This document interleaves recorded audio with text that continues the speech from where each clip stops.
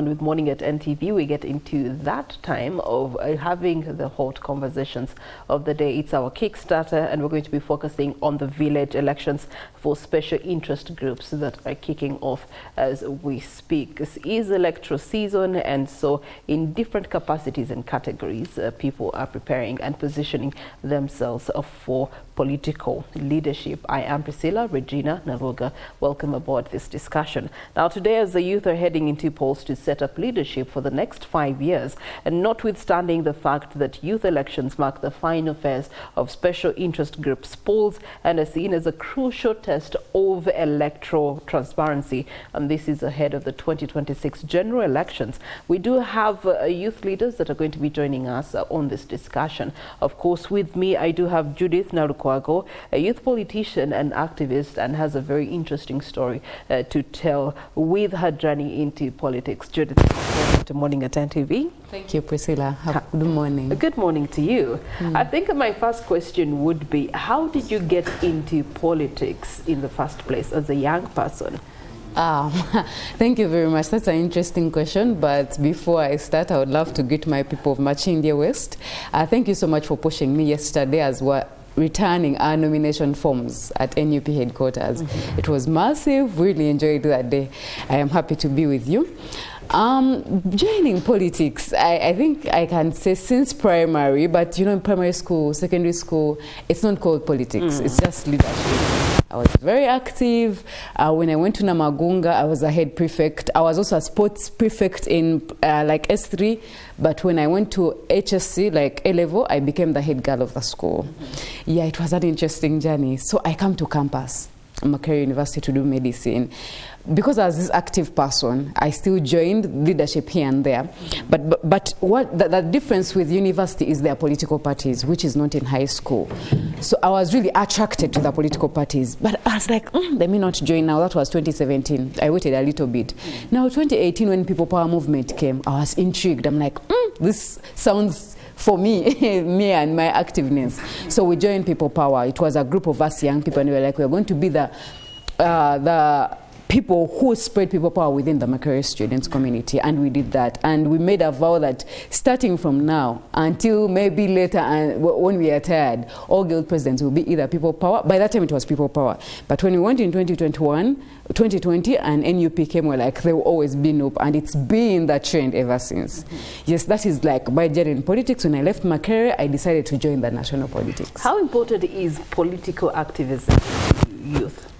It is important in a way that one is the youth get to know the affairs of their country. It is very, very important for you to be aware of the policies being made, who is legislating. Those are very important aspects because they affect your life as an individual. Even when you're selling sugarcane along the street, it is going to affect the policies that these politicians make are going to affect you. It doesn't mean that all of us, the youth, have to be in elective leadership or elective politics, no. But awareness of what is happening in the political scene of your country is very important. That is why we encourage all the young people, especially in our party, that please be aware, please take keen note, please listen to the budget, listen to the sessions of parliament, because they affect you at a micro level. Okay, yes. And you're not only a political activist and a politician, but you also have other skills on your shoulders. You are a dental surgeon. Tell us about that.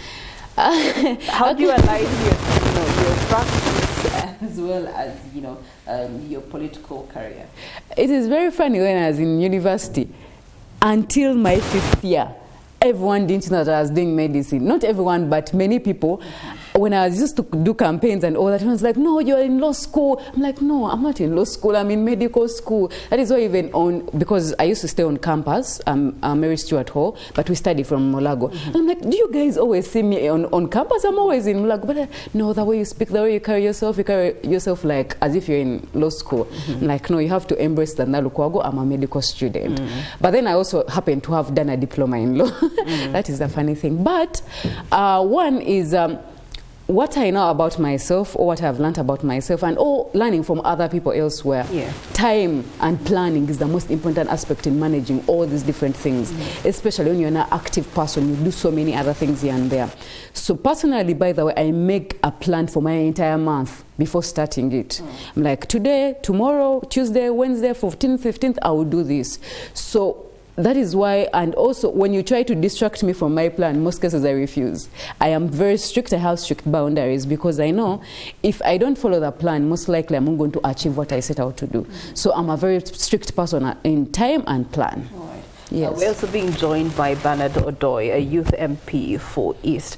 Good morning to you. Good morning, how are you doing? Very well. How is my neighbor from? Your neighbor has shared with us her journey into, politics as a young person. And of course, for our audience, we much need to understand what's been your journey into politics as a young person and your experience also. Interesting. My journey in politics, like generally life, I did share a bit of my history some time back, but it's also causes no harm to share again.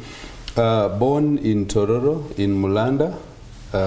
My parents could afford fees up to senior 4, and then naturally we graduate. And this is what most of the youth go through across this country. So, because even then, the nearest secondary kilometers away, so then we came to Kampala to then look for jobs. Came to Kampala. My journey into Kampala started from the construction sites where I worked as a porter, and then political interest naturally came. It started when this was in 2015 elections. As a young man newly registered in Kampala here, the whole city is abuzz with politics. And then you get to know that, hey, there is actually a youth electoral process taking place. So then I picked interest as NRM youth leader right from my village in Namongo here. The zone is called Railway Zone, just after Monta Publications. Actually, we host Monta Publications. So my journey of youth leadership started from Namongo as a youth chairperson within the village. Then progressively we went to Wabigalo Parish, still in youth leadership, and then Makindye Urban Division, then Kampala. So my journey into politics started through the NRM grassroots election, and then we translated into the National Youth Council. Because the law provides in this multi-party political dispensation that different political parties prepare their best candidate for then the National Youth Council. So then we competed against the strongest opposition party then was FDC. Then we had a bit of DP, especially here, and UPC. So we competed, but then we were successful. After that, I joined politics, but my time in the university, I concentrated so much on one, being a student leader, but to bring in the issue of Tororo. Tororo being a very cosmopolitan district. We have almost all the tribes. Now, you realize that the students from Tororo in different universities would group themselves under different tribes. You find you're a Japadola, you're from Tororo, so you torn between falling under the Association of Japadola, then there's a Muteso from Tororo, who actually is not comfortable being under the Teso. Then there's a Mugisu, then we have Somalis, then we have all these other tribes, the Samias. So I came up with an idea and told them, look guys, we all come from Tororo. Let's agree it's cosmopolitan. So we came up with Tororo Students Association. It then embraced everyone with diversities of tribe, color, or wherever you came from. So through that, we then went across the universities and formulated an umbrella called Tororo Student Association, where I was the first president of that association. So we moved across the universities, then also would go back home to sensitize our people, especially the youth, on the youth participation in politics. So we moved into primary schools where we went through, in Abueli, Mulanda there, we went through the secondary schools and the colleges within our district, speaking to them that we are one people in this Tororo district. We need to identify as Tororo and we avoid the tribal sentiments. So then eventually, in the last election, I saw a gap. Then I picked interest again, but this time I transited now from Kampala politics to Eastern. East or West home is the best. So I went back home, participated into the NYC elections, where I was voted as Secretary of Finance in my village, the same election that is taking place today, the same at the parish, at the sub-county, and then at the district. Meaning I am part of the national youth leadership, so I qualified to vote for candidates for youth MP at the regional level, but also at the national level, because we have the national female youth MP who is voted by this council. So my journey into politics has been like that. Until then, when I chose to contest for the primaries of NRM, to represent the youth of Eastern Uganda. We were 17 candidates in the primaries. We went across the region. Of course, the background I already had gave me the experience, gave me the zeal that I needed to network with the youth. We were already popular because we had been with the youth. So then we went for primaries where I emerged the flag bearer, and then we faced other political parties who presented their candidates in the national election. And then I emerged the Youth MP Eastern Region. And then Parliament, when you joined Parliament, I was constituted into the Legal and Parliamentary Affairs Committee. I also currently now chair the Uganda Parliamentary Forum on Youth Affairs. So any discussion that concerns youth within Parliament, I do share that forum. All right. I also represent Parliament of Uganda in the Commonwealth Parliament. And then I'm a member of the Budget Committee and Appointments Committee. When the President makes appointment, we sit as Appointments Committee, and then we have conversation with the candidate. That has been my journey into youth politics. All right, we can comfortably say well done to you, Odoi, and definitely wishing you the very best in your futuristic aspirations. But that being said, Nalukwago, you have had the privilege of being observant of politics, especially as far as youth participation is concerned and youth leadership on the youth committees. And what's your assessment? Have they been able to actually make a difference? And what do you consider as achievements in your from your lenses? Individually, I could blame the individuals, but I could blame the parties in which they fall. Because when you look at our youth leaders, especially at the moment, most of them fall in one party, that's the NRM. And when you look at the NRM, the way their politics played, of course it's party politics where the numbers override individual interest, even of their regions, even the people they represent, by the way. We've seen it so many times where, for example, people say no to Tojikwata in their constituency, but their MP will come and say yes. We've seen that happen. So for me, I feel like it happens the same with the youth MPs or the National Youth Council. It is the same exact thing. So that's why I say sometimes the individuals may take the blame, but sometimes the party also takes the blame.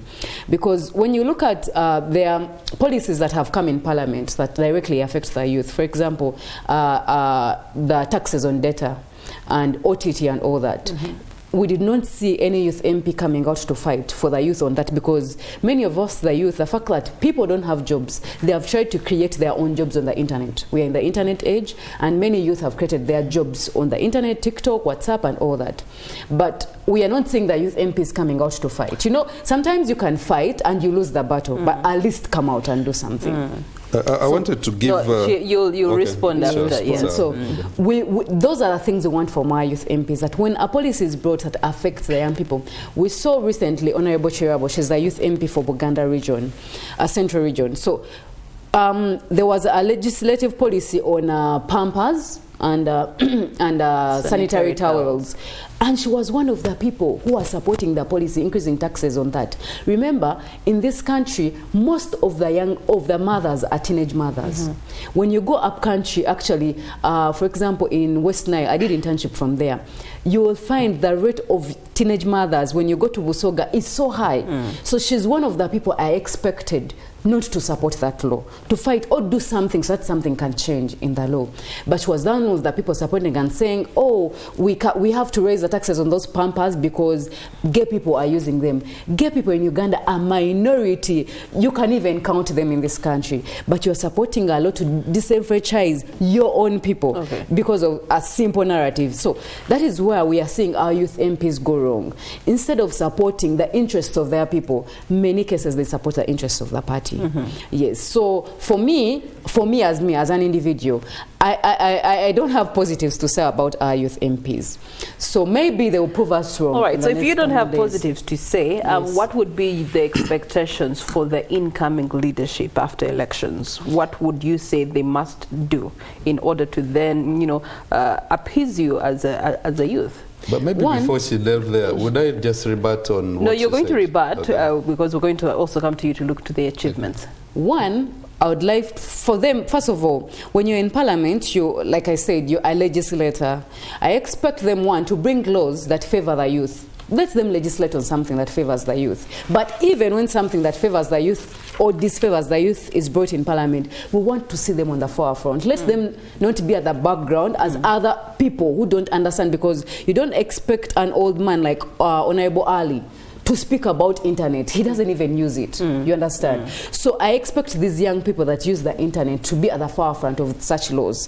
That is one of the things I expect. Then too, mobilize the youth. We are currently having challenges of jobs. Many youth are not employed, or job security among the youth. What have you done about it? We are having youth being employed in factories, but they're being paid 3K per day. You as the youth MP, do you go to those factories to see what is happening there?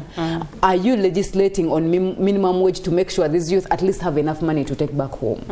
Those are the things we expect our youth MPs to do. So in the coming, I'm not standing in the youth structures, Why? but Yet you are a youth leader. Are you shying away? No, not necessarily. Not all of us are supposed to go through that route, but You also in our party. activism. No. I'm aspiring for Lord Councillor in my area, but not all of us are supposed to take that path, and our party is going to field people in that direction. But what I'm advising, even the ones in my party, we should not just sit behind and let these people take the shine or take the flow as the matters concerning your people are being legislated on. Okay. So, yes. All right. Odoi, you can now, of course, I know that you want to rebut something that you mentioned earlier, but as you do so, I would also like to hear from you what you would consider as achievements of the youth committees that have been for the 5 years, and where do they stand in terms of the new leadership? What do they need to rectify or do better? Thank you so much. I want to start with what my good sister here indicated, that gay people in Uganda are actually minority. You did indicate here you went to law school and studied a diploma. Yes, please. But we made an enactment on the floor of parliament. The president assented to it. So as a country, we don't have anything like gay people as per the laws of Uganda. So it's wrong for you to even indicate that gay people in Uganda are actually a minority, because then the next question should be, would you help us identify them? Because it's an illegality within the laws of Uganda. And so, but also you forget to bring that when you're discussing anything to do with this, we enacted the anti-homosexuality law, and this went to the core of actually protecting our youth, because most of the people who were endangered by this vice were youth, and so it is a plus. Then the other issue of blaming the political party. Right now, today, across the country, across our villages, regardless of where you come from, we have National Youth Council elections. Now, all the parties registered are free to prepare their candidates for the same. As NRM, the exercise has been taking place actually for the last 1 week. We had primaries for NRM for these 9 positions across the villages. And so it is incumbent upon the different political parties to then prepare their youth wing. The issue here is most of the political parties are simply here at the top. But when you go down to my village in Molanda, you will not find these other political parties. And then because there's that space, NRM fills the void, and subsequently a candidate for youth MP under NRM will have better chances of winning. I can give you an example. In my own election, in the final election for youth MP, there was no candidate for NUP in last election, but People Power was in existence. UPC did not have a candidate. There were only NRM independent who had lost in the primaries, and then the FDC, the rest. So you're right to say, let's blame the political parties, but which political parties? It is those that are failing to do their work, because politics is about preparation. Then the issue of OTT taxes. I want to also inform my very good sister, the councillor-to-be, and the viewers that the issue of OTT, because of the political pressure, was actually scrapped off. We no longer have the OTT tax in Parliament of Uganda. That aside, I want to delve so much on the achievements of the 11th Parliament, where I am a member. Before we became members of Parliament, until 11th Parliament, we did not have any legislation that protects especially the youth on issues to do with procurement. You would find all these big contracts and small contracts competed for by the youth and by the people who are already established. And we as youth MPs said, no, we cannot allow this. So we successfully amended the PPDA Act. And right now, all contracts across local governments with a monetary value below 10 million is strictly a preserve of youth, women, and people with disabilities. The same in central government is up to 30 million. The issue now, me and my sister here, to what extent are we preparing our youth to tap into this? But also accountability. Are we holding these entities accountable? How often have you gone to, say, Makinde Division, where you come from, or Toro District, where I come from, to ask the COW, the LOC5, the procurement officers, that which contracts have you given to the youth? Which ones have you given to the women and people with disabilities? Because this is provision of the law. But also the issue of YLP, Youth Livelihood Program. This program started way back. And there was conversation that it should be scrapped. But we said, no, we cannot allow this, because our youth are now having access to getting contracts. They don't have collateral to get loan facilities. Give them the YLP money. So the YLP money is still there. The issue of minimum wage, and that our people are being paid 3,000. These are not backed by facts. These are just rumors. Because personally, I've taken effort. I've gone to Mukwano Industries here. I've gone to Tororo Cement. I've gone to Simba Cement. I've gone to Mbale Industrial Park. And there is no one paid 3,000 shilling. But if there is anywhere that my sister knows, I would be interested to walk there with her, so that we bring that to the forefront. She didn't make mention of 3,000 shillings. No, she said minimum wage. No, she said, yes. I quoted very well. She said, we have factories where our youth are employed, but they are paid 3,000. There's no Ugandan who should be paid 3,000. It's on national TV. It was the State Minister of Works visited a factory, and that was her complaint. You're paying people 3,000 shillings. It is on record. I can give you a video after. Okay, I can share it with the NTV studio so that they can maybe they can broadcast that, because that should be within our range to go and look for it. The issue of minimum wage. We cannot have a conversation of minimum wage, that is qualitative development, before we get into quantitative. But this issue of 3,000, I have given you reference. Mukwano is right here. No one earns below actually 9,000. Of course, you cannot. Factories are not the same as the fingers are not equal, so that comparison. Yeah, but also there are factories but like industrial. As we move away from that, let me just delve on this. That just does not have a solution yet. But moving forward, we are now talking about generally youth participation in democracy, youth participation in legislation, and the fact that there's got to be more mobilization. We should be seeing of young people taking part in their responsibilities as citizens of the country. What is your stake on that? As a member of the 11th Parliament, for the last 4 years, we have successfully organized what we call Youth Parliament. Now, Youth Parliament is a space strictly for the youth, to give them a feel of what actually happens in Parliament. And twice we held these meetings, Youth Parliament, on the floors of Parliament. And I want to give credit to the leadership. Then we've also had regional Youth Parliament. For me, creating these spaces for the youth is actually a progressive approach to the same. But also, Electoral Commission has been loud out there on television, on radios, on social media, informing the youth to prepare to participate in these elections.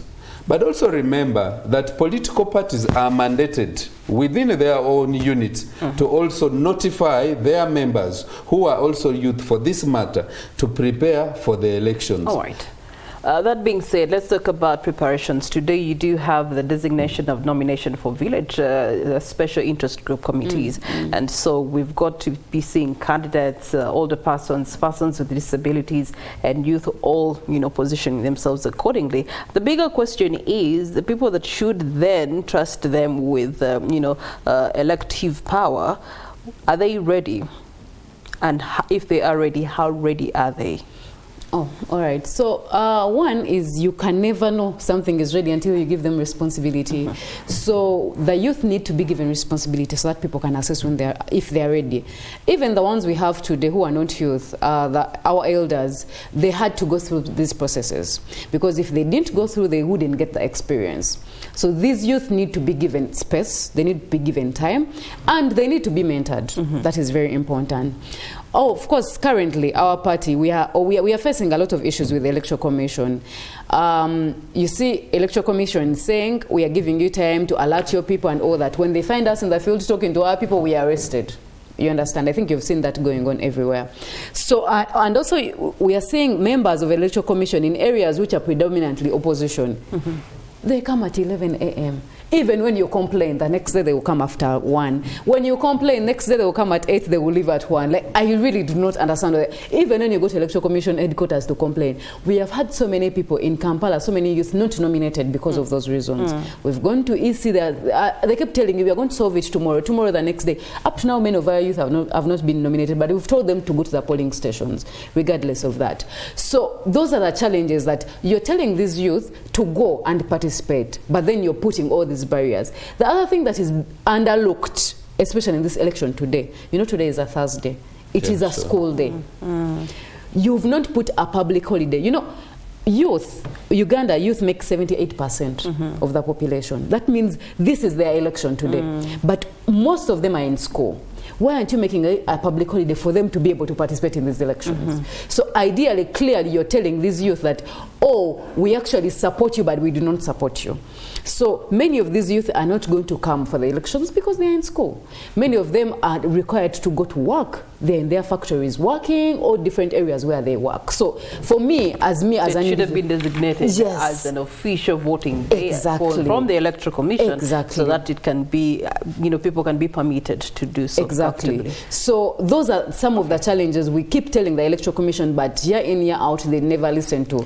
Yes. Youth leader Odoi, year in, year out, youth participation is spoken about, but when you look at how, the Electoral Commission gets to prepare and the sensitization that gets to be done, it's bare minimum in order to attract the now 70% markup of young people for this country.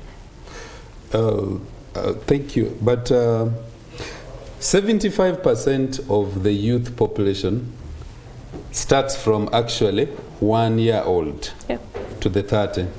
But for purposes of this election, the youth are actually not 75%. So if you look at the UBO statistics, the youth demography between 18 and 30 who are concerned with this youth election are not anywhere close to 75%. They're actually around 20%. So that fact should be very clear. Now, two, the issue of nomination. Today, actually, it is not nomination day. Today is actually voting day. Electoral Commission closed the nomination way back. And whoever was disenfranchised by their nomination had time to then complain. So for me, it still goes back to the preparedness of the individual political parties to prepare their people. So well, I agree with you. Is that to say that you are satisfied with how the Electoral Commission does actually include this particular element of the process? To that extent, I am satisfied, because there is a period for expression of interest, there's a period for nomination, and then voting. Today, the only activity is actually voting. No one is going to be nominated today. You are either nominated as a candidate or you are simply a voter if your name appears on the register. Now, the other issue is election is supposed to be free and fair. Now, to that extent, I believe Electoral Commission has tried. They have given us reasonable time to prepare for these elections. Now, as to whether the youth who is interested went ahead and confirmed that their names actually appear on the register, and those who are interested in the leadership went ahead and picked nomination forms and they were nominated, that debate now goes to the individual person.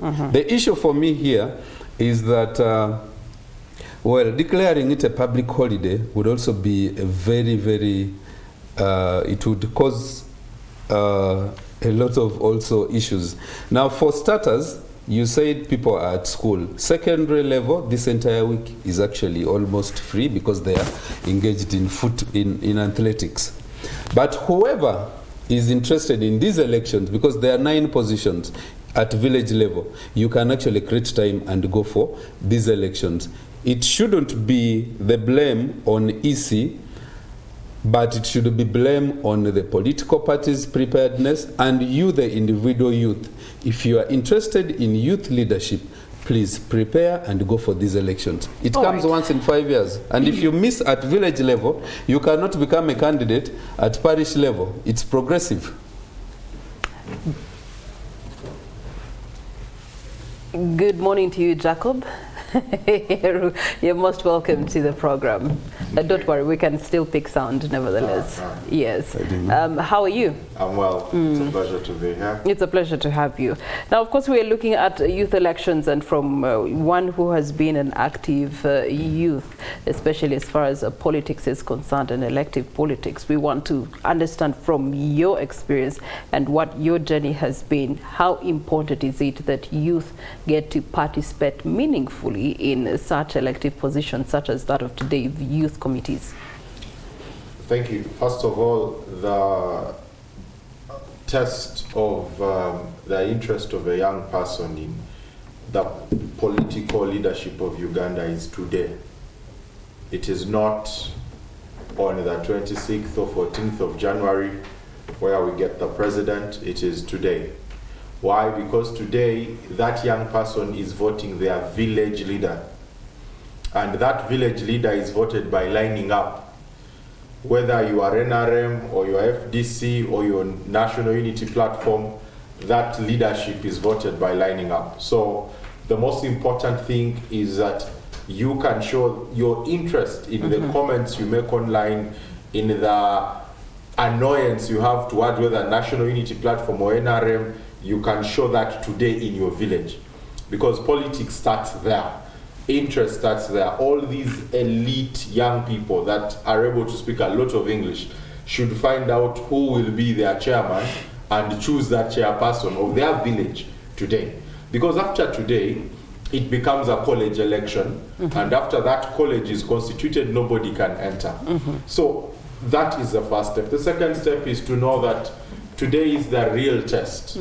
The real test of how many Ugandans support which party among the young people. As we speak, NTV sits in Nakasero. Almost the entire youth committee of Nakasero is unopposed. NRM, they are just waiting for the next level.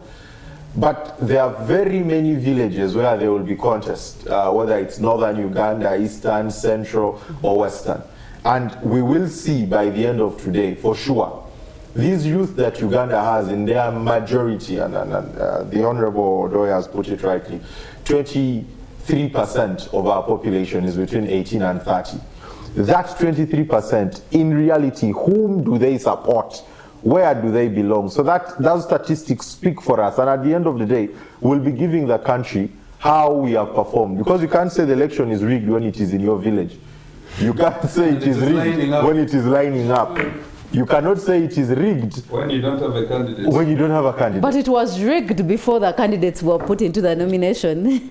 But already rigged. How do you rig an election of lining But up? there's space for complaining, actually. Did you raise complaint? Do you have specific references, like in your village? Specific references. Okay, let's start with your village. Yes, Chintu village in Lukuli. Take us through what actually happened that you didn't feel okay with as by the nomination process. Are you allowing me, moderator?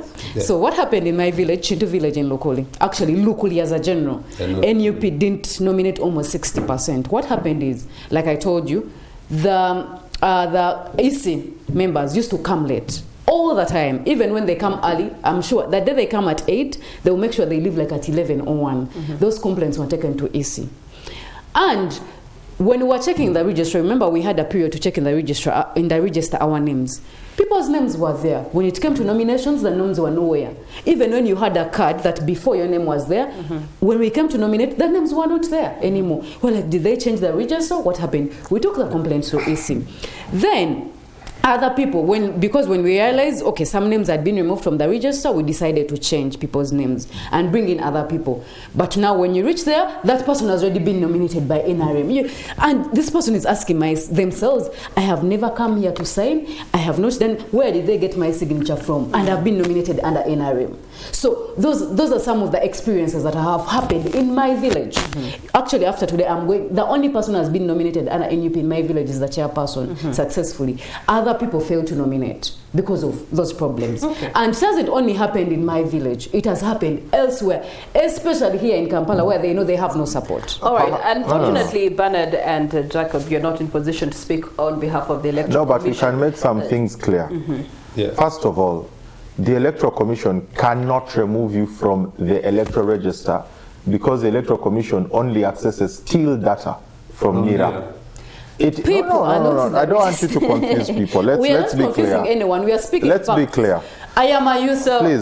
Jacob, that's Allow why I said, don't, because you're speaking Electoral Commission. No. So you see, I don't want us to mislead. Let's move on to something else. Let's talk about, you talked about performance, and we want to find out from you as one of the strong leaders for youth and who has been very advocative of things that need to be budgeted or financially considered by this government for young people. We do have a question. Where's the responsiveness of the next financial year's budget as far as youth performance is concerned? Thank you so much. I need to start here. There is no country in Africa that invests in youth leadership like Uganda does. The National Youth Council, whose structures are starting today, have an approved budget of 4 billion next financial year. For 12 months. For 12 months, that they will decide how to use, what to do with it, without the intervention of government or any minister. That's the first thing. The second thing is that government is continuing its biggest investment yet in young people through the grassroots financing of the parish development model.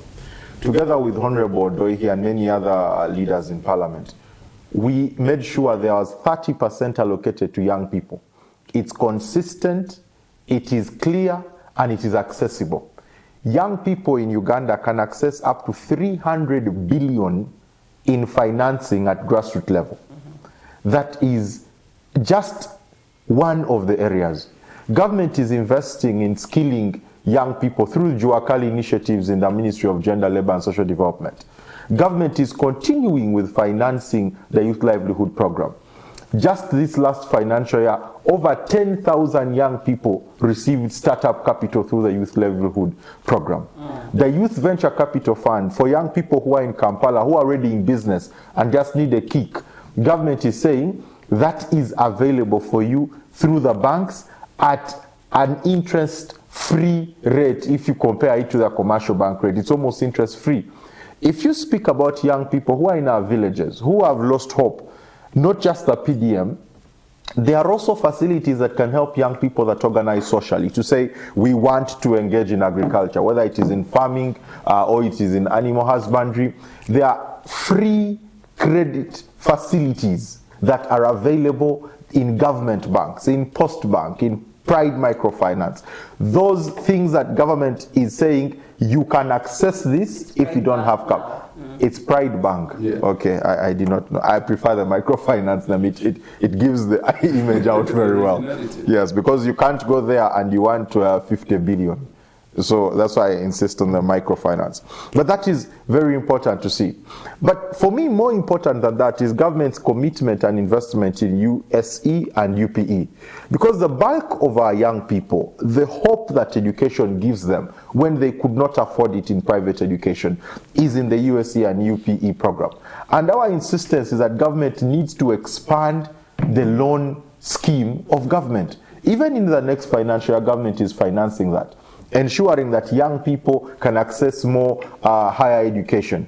Our insistence has been that the money is not enough. Money needs to be quadrupled for the students' loan scheme, so young people can access higher education. So government commitment on young people is very clear, it's very targeted, it's very present. The only concern, and which is a genuine statistical concern, is that Uganda is now the youngest country in the world, after Niger. If you consider it that way, it means that the burden of necessity will always outweigh the burden, the capacity of government to provide for that population, because that is just the population structure. So yes, even if it's 30% of PDM, it is not enough. Even though that 300 billion is the highest financing available for young people on the African continent in that regard. Even when the National Youth Council is funded by 4 billion in the next financial year, it is impossible for that to be enough because of the quantity of young people. So we can see investment, but there's still room for government to improve, and we're hoping that the elections that start today produce leaders that can argue that case out, that can say what is necessary without simply saying government is doing nothing. They must recognize the effort as well as say improvement can be here. My brother and I here will tell you, we in this financial year that's ending and in the next financial year have guaranteed that young people can compete for government financing for them to supply businesses at local government level and at central government level. Our friends in the opposition may not know, and this is why we want young people to vote the NRM today. We did not get confrontational with government. We got argumentative on principle, on necessity. Government spends 60% of our budget that they read on procurement. And we say it's 65% on procurement. And where do they procure? In central government. Where they procure? At local government level. And we said government must have a quota system where young people's businesses can be supported in that manner. What did we end up with? If a contract at local government level is 10 million and below, which is a lot of contracts, could account for about 1 trillion in government procurement. That can be accessed by young people without having to compete with people like Sudhir and having a company profile that must have spanned over 30 years. If it's at central government level in a ministry and it is below 30 million shillings, our effort in the last 5 years with my colleagues, the youth members of parliament, have now allowed young people under the reservation scheme of the public procurement and disposal of public assets, allowed young people to say we can also supply, it's below 30 million, and you have to compete only with fellow young people, not with Sudhir or Mr. Wavamuno, who have capacity and record. Beyond that, we have also in the last 5 years secured, and government listened, we said, look, the rate of business death in Uganda for young people is 90%. So what is the point of taxing a business when it will die? It is more likely to die than to live. Government listened. Starting next financial year, startups in Uganda by young people will have 3 years of tax holidays. What does that mean? That young people's businesses going forward are going to have better chance of living, they are going to have better financing, like I've told you, but they also have a better business environment and opportunity in the government contract. So it's a full cycle, and today, surely, young people must vote the NRM. Just supplement something there. Not to supplement, because we have to save time. We have other youth matters to talk about. Let's talk about the electoral commissions. The chairperson coming out to clarify that as far as voting in this particular element, it's going to be by residence, not place of origin. What's going to be the impact of that, especially on the youth?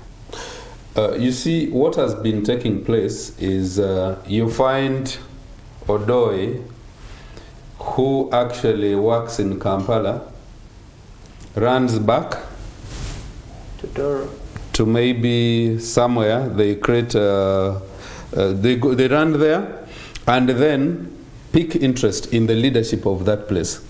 Now, for village leadership, especially for the special interest, it makes a lot of sense that you vote for someone who actually lives within there. Because then, one, they understand everyone, but also everyone understand them. They also understand the issues affecting their people.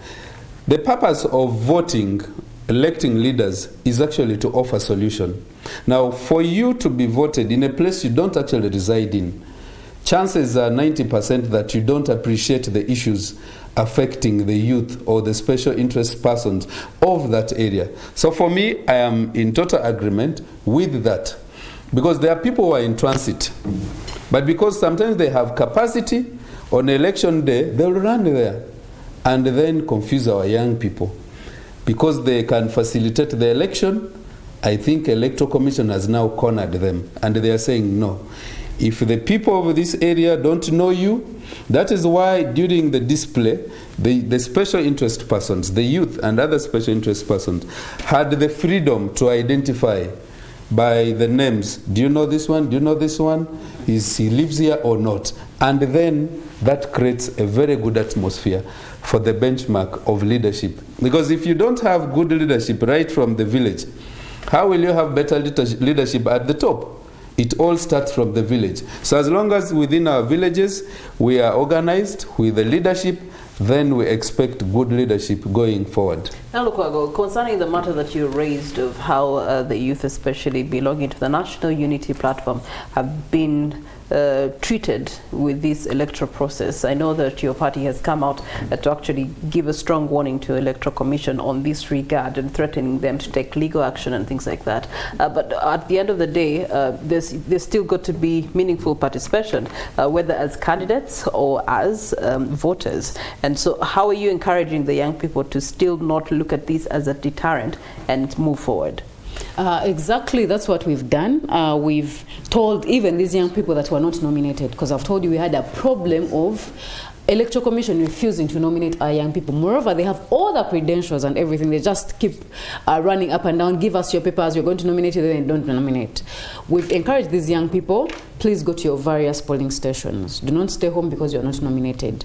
Because what the Electoral Commission is trying to do, all the agents of the Electoral Commission are trying to do is to discourage these young people from this election. But for us, we've told them, this is, we are in resistance. Resistance is not a sprint, it's a marathon. So these are small challenges.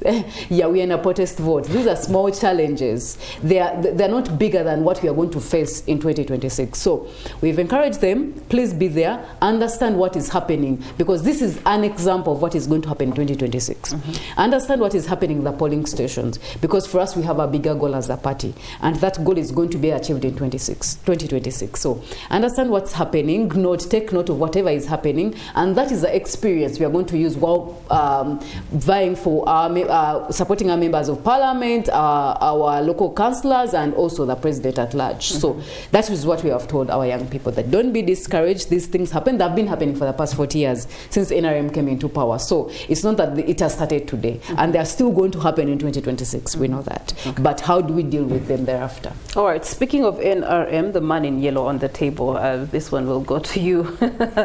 Youth are constantly complaining and saying that it's as if these particular positions were designated and just cut off for the NRM young people. And it's been a concern that's been boiling silently, but now it's becoming loud and clear. It begs the question, on your side, as you're proud to be NRM leaders, what has been the recipe that you've been using to actually keep NRM as the favorite as far as grassroots elective politics is concerned?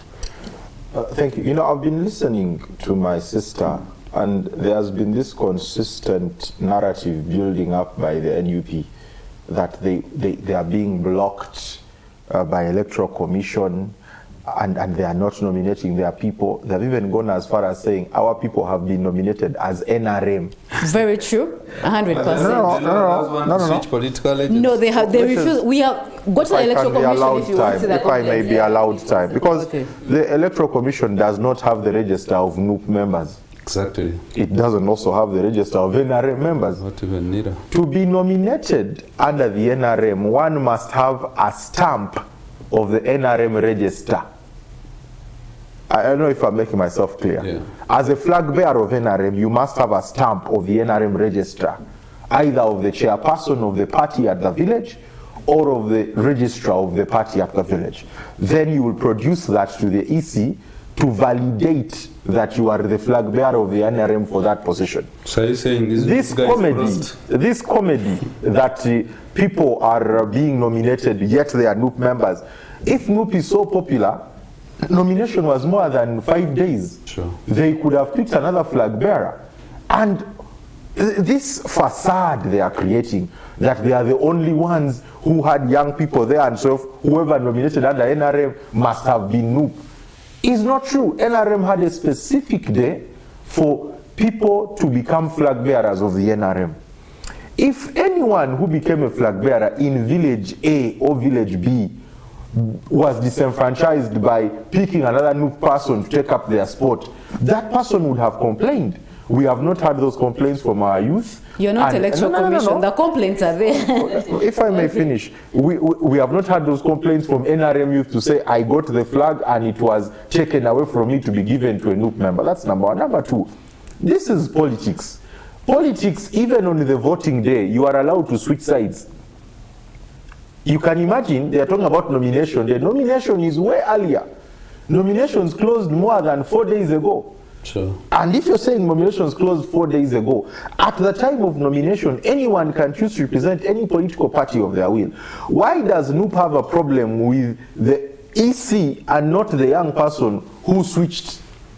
If the person says, I did not want to hold the NRM flag, they just switched my name, the person is within their constitutional right to withdraw that nomination. And therefore, what are your recommendations? I just want to make this statement clear on television, that it seems the National Unity Platform has understood that we are going to lose this election heavily, and they are now trying to marinate reason as to why we lost, even illogical reason. I just want to say this.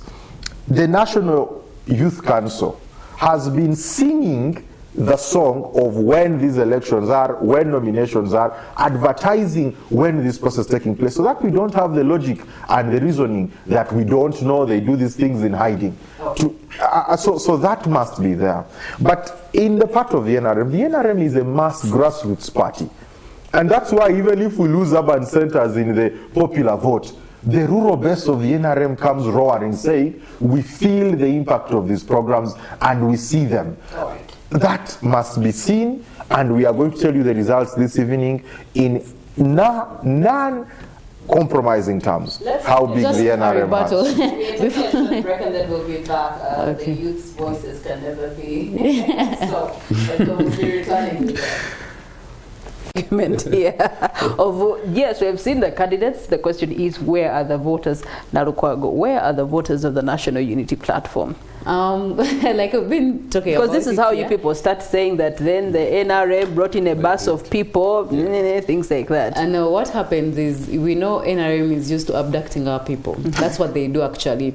And I can give you an example. Some of our youth, especially in Buziga, because from where I come from Machinde, so I know whatever is happening in every area, you find that many of our youth, as of yesterday, they'll put crimes on them, that they have done this. Yesterday is when they got those criminal cases. Before they didn't have but the criminal case does not stop them from voting, if they have not been, detained. Because they want to take them. So what we do, usually, NRM abducts our people. At the polling, let's first listen. They usually take our voters. Okay. When they come very early there, what we do is we bring our candidates. Our candidates, for you, have to be there, because as a candidate, somehow you're protected by the Electoral Commission. Okay. So they have to be there before. And our voters, we have them. At the moment, before I even came on air here, we had already protected our voters. Voters, not candidates, for Chintu. We keep them somewhere next to the polling area. Of course, we get a house, we keep them somewhere. When it's time, we are communicating. what is happening there with these candidates. That's why they have to be there on station. When it's time like this, please come in. We come in like 70 to 100 people. That's what we usually do. All the youth leaders at youth committee level the very best. But closing remarks each 30 seconds. What is your call to action? Not just for this participation, but the participation of the entire process until January. I'll start with you. Thank you very much. The youth out there, my call to action to you is that we are starting today. We are starting a journey. As NUP, we are starting a journey of the protest vote. What is a protest vote is it doesn't mean that you shouldn't go to vote, but you go to vote against what you do not want, and you vote for what you want. So today we are starting the journey. Please be there, please participate. But moving forward, it's very important that we change the leadership of this country, because it's the top leadership that has brought us to where we are. That has brought unemployment, has brought poor health services, poor roads, and all that. So that is what we need to change. Thank you so much, Nalukwago. You say Mayor? Lord Councillor Machindi West. Yes. Okay, all right. And then we also do have the Honorable. Thank you so much. Today, as we go back to our villages to cast votes, this message is for you, the young people. NRM being a mass party, the foundation of NRM leadership starts from those villages where we come from. Come out, support the NRM candidates, so that at the apex, the president has a good foundation of you, the foot soldiers. But also to our brothers and sisters of NUP. We also know that an umbrella cannot stop rain. An umbrella can also not stop the sunshine.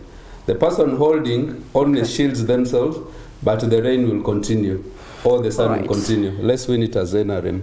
But I'll also be a candidate for the Chairperson, National Youth Council.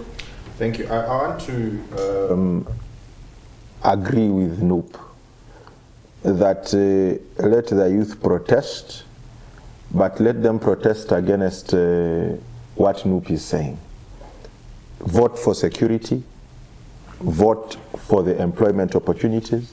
I've already showed them and described this has been the biggest term invested in young people by the NRM government.